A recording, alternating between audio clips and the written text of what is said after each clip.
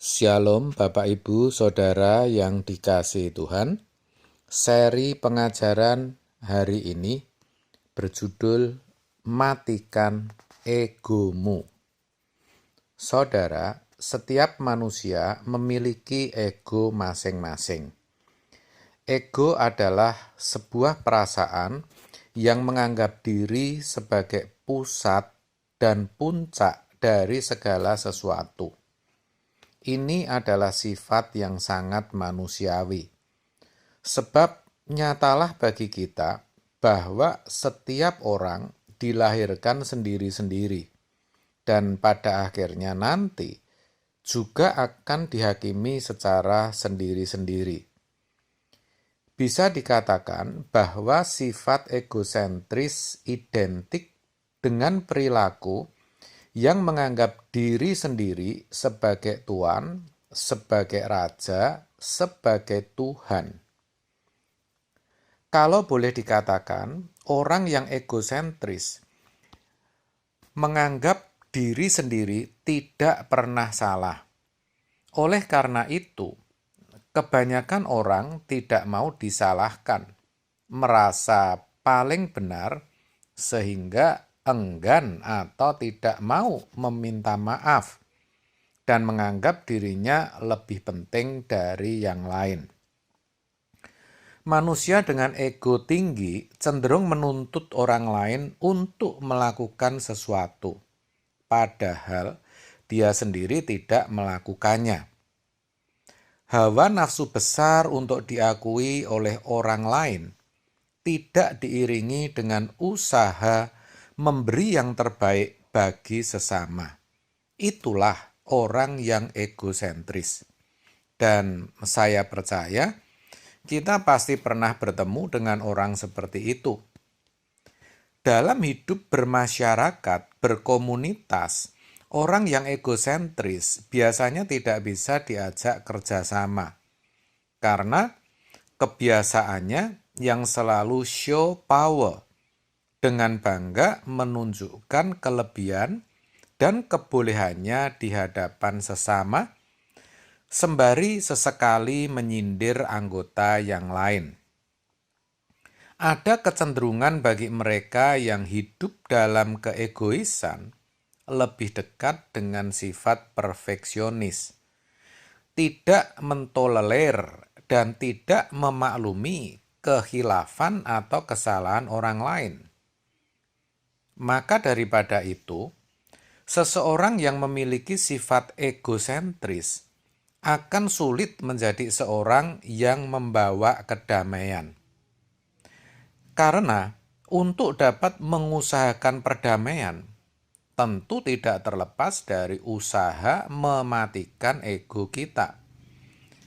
Ketika ego tidak dimatikan, damai sejahtera Kristus tidak akan memerintah dalam hati kita.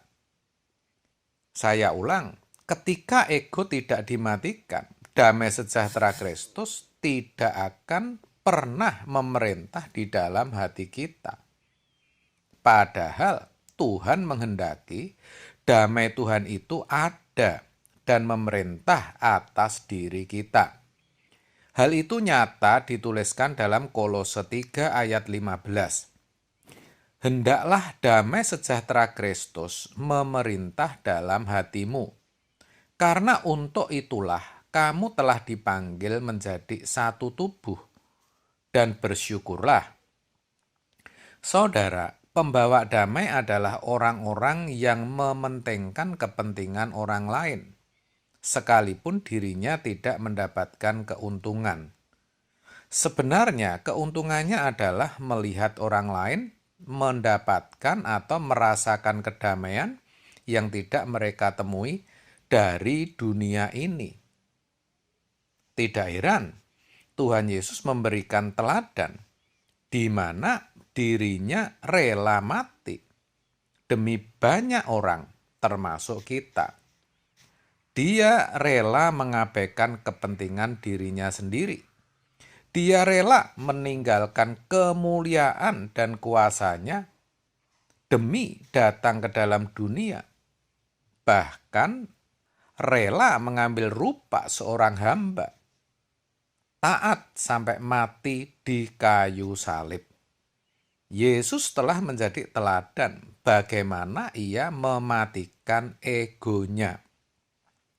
Yang terpenting bagi bagi Yesus adalah ketika kita dapat menjadi pribadi-pribadi yang memberi kedamaian. Teladan inilah yang sekarang sedang kita lakukan sebagai penerima tongkat estafet yang Tuhan percayakan untuk menjadi pembawa damai di masa kini. Jadi, saudaraku, matikanlah keegoisan kita. Berusahalah untuk mendahulukan kepentingan orang lain. Dan itu bisa kita mulai dari hal-hal yang kecil. Misalnya mengikuti antrian, tidak nerobos ya ketika ambil makanan yang disajikan secara prasmanan. Ini sederhana tapi seringkali tidak kita lakukan. Kita sih maunya cepet kan begitu. Mengambil makanan pun secukupnya. Jangan sampai besar mulut daripada perut. Karena melihat banyaknya makanan semua diambil, akhirnya tidak habis, meninggalkan sisa. Kan sayang saudara.